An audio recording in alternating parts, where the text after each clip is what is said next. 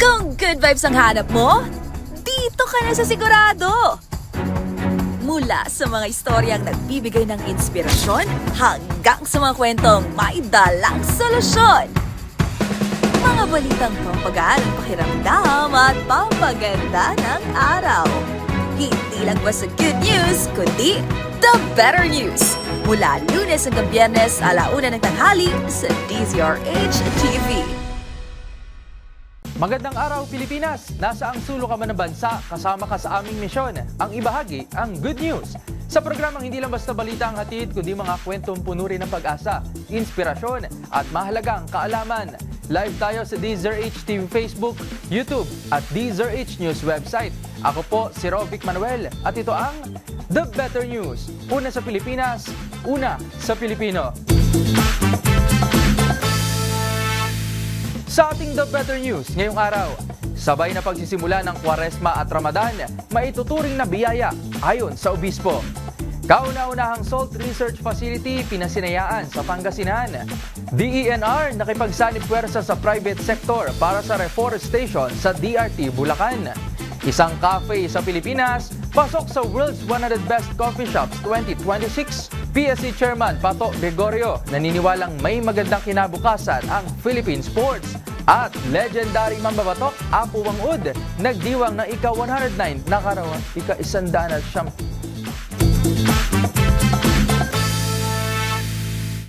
Sa ating unang The Better News ngayong araw, pinasinayaan na sa Pangasinan ang kauna-unahang Salt Research Facility na layong palakasin ang lokal na industriya ng asin na hindi lang nakatuon sa produksyon, kundi pati na rin sa pagtaas ng kalidad nito. Ang buong detalye sa report ni Dustin Bayos.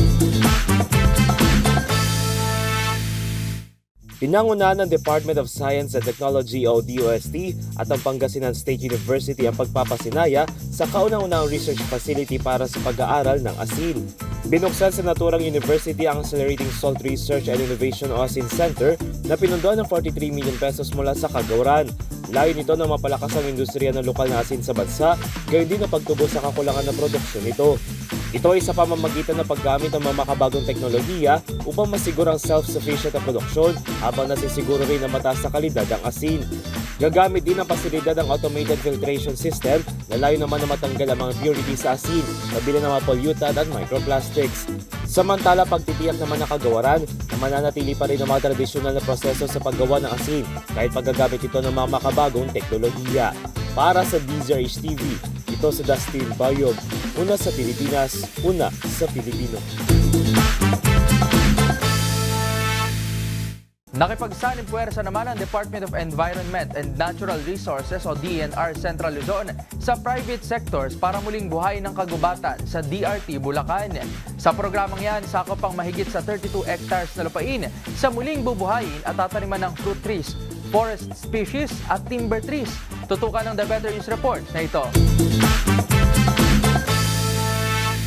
Lumagda sa isang Memorandum of Agreement o MOA ang Department of Environment and Natural Resources o DENR Central Luzon sa V on Wings Incorporated, isang private sector para sa reforestation sa Doña Remedios Trinidad o DRT sa Bulacan. Sa ilalim ng kasunduan, ang V on Wings ay kukuhanin ng 32.15 hektarya na lupain na nagtapos na sa National Greening Program sa bayan at muli itong tataniman ng mga puno ng prutas, timber at indigenous forest species. Pangungunahan ng grupo ang mga hakbang sa rehabilitasyon, proteksyon at konserbasyon na kinakailangan upang maisakatuparan ng nasabing partnership. Pananatilihin din ng private sector ang maintenance at pangangalaga sa protected site at titiyakin na nasa 85% survival rate ng mga punong itatanim sa loob ng 5 taon. Katuwang naman ang LGU at Senro Baliwag, mag-aabot sila ng technical at scientific assistance sa pagsisimula, seeding production at maging sa maintenance na rin. Para sa DZRH TV, ito si Rovic Manuel. Una sa Pilipinas, una sa Pilipino. Makahulugan na espiritual na aspeto ng mga mananampalataya ang sabay na pagsisimula ng mga Katoliko at mga Muslim ng kani-kanilang panahon ng pag-aayuno ngayong 2026. February 18, parehong itinakda ang Ash Wednesday, tanda ng pagsisimula ng Kwaresma Para sa mga Katoliko, gayon din ang katumbas na panahon ng Ramadan. Para naman sa mga kapatid nating Muslim, para kay Father Mark Robin Lestura, ang pambihirang pagkakataon na ito ay nagbibigay ng oportunidad para sa magkaibang relihiyon na magkaisa sa panalangin, sakripisyo, pagbibigay sa kapwa at pagbabalik loob sa may kapal. Ayon naman kay Bishop Jose Bagaforo ng Kidapawan, maituturing itong biyaya na siyang magbibigay daan para muling mahanap ng mga tao ang kabutihan sa isa't isa at maiparamdam ito maging sa mundo na ating ginagalawan. Iba ba ng relihiyon, patunay ang panahong ito na posible pa rin magtagpo ang tao sa aspeto ng pananampalataya. Sa kaugnay na balita, sakto sa muling pabubukas ng Kwaresma o panahon ng pag-aayuno sa mga Katoliko, nagbigay ng simple pero makapangyarihang panawagan si Pope Leo XIV na pahalagahan ang bigat ng ating bawat salita. Kung bakit ito nasabi ng Santo Papa, alamin sa report ni Arnold Herrera. Bawal muna magsabi ng masasamang words. Itong uri ng spiritual fasting na ipinanawagan ni Pope Leo XIV bilang pagtanggap sa tunay na diwa ng Kwaresma ng Simbahang Katolika na pagmanang nagsimula nitong nagdaang Ash Wednesday. Hindi gaya sa nakagawi ang pagpapawas ng pagkain o pag-iwas sa bisyo na nawagan ng Santo Papa na maging maingat sa mga binibitawang salita na makakasakit sa ating kapwa. Nagpaalala rin si Pope Leo XIV na hindi kailangan na inggrande ang paraan ng abstinence dahil kung minsan, sa simpleng pagtikom ng bibig ay napapangalagaan din natin ng integridad ng ating kapwa na hindi kayang ipagtanggol ang kanilang mga sarili. Mapapolitika man o personal na buhay, sa dami ng pagtatalo at bangayan sa social media, hindi anya dapat bigyan ng anumang puwang ang paglapastangan sa ating kapwa. Sa halip, mas maigi raw na gamitin ng boses na ipinagkaloob ng Panginoon para dinggin ang kanyang kalooban at sundin ang kanyang banal na yapak tungo sa kapayapaan at pagkakaisa. Tuwing Kwaresma, sinasariwa ng mga Katoliko ang paghahanda ni Kristo tungo sa pagtupad ng Paschal Mystery o ng kanyang pagpapakasakit, pagkamatay at muling pagkabuhay. Para sa DZRH TV, ito si Arnold Herrera. Una sa Pilipinas, una sa Pilipino. Heto mula pa rin sa balita mula sa Roma, nagsama-sama ang Diplomatic Corps at Asian Community Leaders sa inorganisang concert ng Philippine Embassy sa Rome. Ito ay bilang pagdiriwang ng National Arts Month. Ang iba pang detalye sa balita yan tutukan sa report ni James Galange. Bilang pagdiriwang ng National Arts Month, nagdaos na isang free Valentine's concert ang Philippine Embassy sa Roma na pinamagatang Arias for Eros 2, Love Songs from Italy, the Philippines, and the World. Ito'y pinangunahan ng kilalang Filipino baritone opera singer na si Cipriano de Guzman, kasama ng Italianong pianista maestro na si Simon Maria Marziali at kantay na iba't ibang Italian at Filipino classics. Special guest ng gabing iyon ay ang ilan sa mga kilang miyembro ng Diplomatic Corps at mga leader ng Asian community para sa isang musical celebration na nagbibigay diin sa pag-ibig, kultura at kausayan sa sining.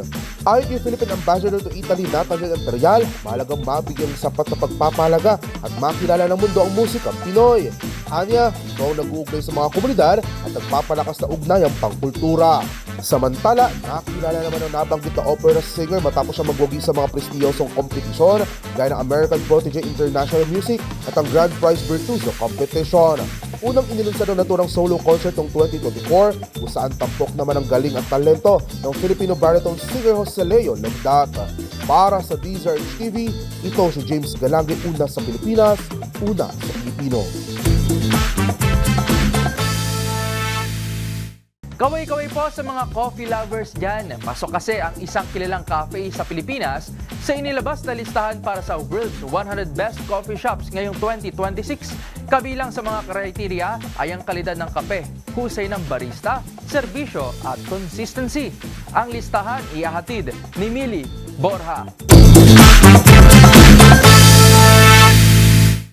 Isang kilalang coffee shop sa Pilipinas ang nakapasok sa World's 100 Best Coffee Shops 2026. Nakuha ng Yardstick Coffee Shop ang ika-34 na pwesto ngayong taon. Nanguna sa listahan ng Onyx Coffee Lab, sinundan ng Team Wendell Bow, Alquimia Coffee, Only Coffee Project Crow's Nest, at Tobis Estate Coffee Roasters. Kasama rin sa top 10 ng Apartment Coffee, Gota Coffee Experts, Story of Ono, Tropicalia Coffee at Tanat. Ayon sa organisasyon, ang World's 100 Best Coffee Shops ay isang global guide batay sa public votes at experts evaluation gamit ang mga kriteriya ng kalidad ng kape, husay ng barista, serbisyo, inobasyon, ambience, sustainability at consistency. Itinatag ang Yardstick Coffee noong 2013 at may mga branch na ngayon sa iba't ibang bahagi ng Metro Manila. Magugunitang noong 2025, 4 na coffee shops mula sa Pilipinas ang nakapasok sa listahan, kabilang ang Yardstick Coffee, El Union Coffee, Single Origin at Crema and Cream Coffee Roasters. Para sa DZRH TV, ito si Mili Borja, una sa Pilipinas, una sa Pilipino. Sa mundo ng palakasan, naniniwala sa Philippine Sports Commission Chairman Patrick Gregorio na mayroong magandang kinabukasan ang Philippine Sports. Kaya muli nitong binigyan diin ng 3 adhikaing sentro ng kaniyang plano mula nang maupo sa pwesto bilang pinuno ng PSC.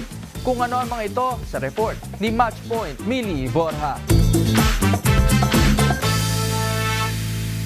Lumagda sa isang Memorandum of Agreement o MOA ang Department of Environment and Natural Resources o DNR Central Luzon sa V on Wings Incorporated, isang private sector para sa reforestation sa Doña Remedios Trinidad o DRT sa Bulacan. Sa ilalim ng kasunduan, ang V on Wings ay kukuhanin ng 32.15 hektarya ng lupain na nagtapos na sa National Greening Program sa bayan at muli itong tataniman ng mga puno ng prutas, timber at indigenous forest species. Pangungunahan ng grupo ang mga hakbang sa rehabilitasyon, proteksyon at konserbasyon na kinakailangan upang maisakatuparan ng nasabing partnership. Pananatilihin din ng private sector ang maintenance at pangangalaga sa protected site at titiyakin na nasa 85% survival rate ng mga punong itatanim sa loob ng 5 taon. Katuwang naman ng LGU at Senro Baliwag, mag-aabot sila ng technical at scientific assistance sa pagsisimula, seeding production at maging sa maintenance na rin. Para sa DZRH TV, ito si Rovic Manuel. Una sa Pilipinas, una sa Pilipino.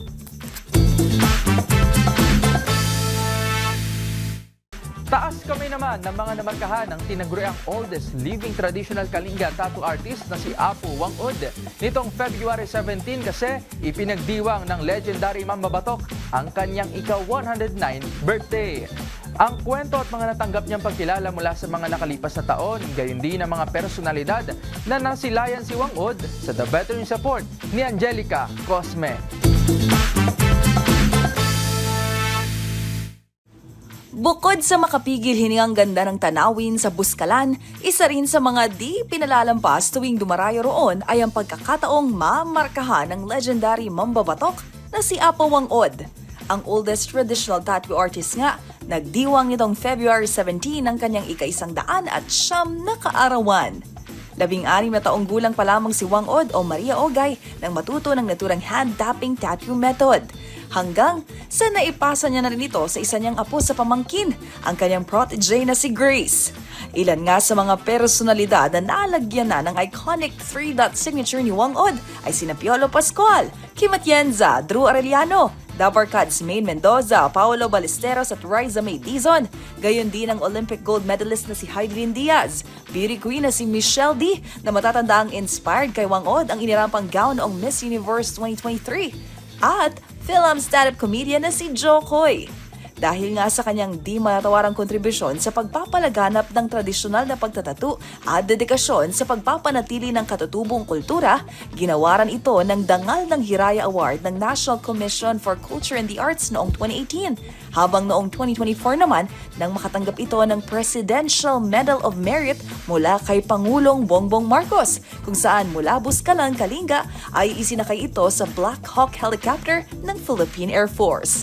Long live Apo Wangod! Para sa DZRH TV, ito si Angelica Cosme. Una sa Pilipinas, una sa Pilipino.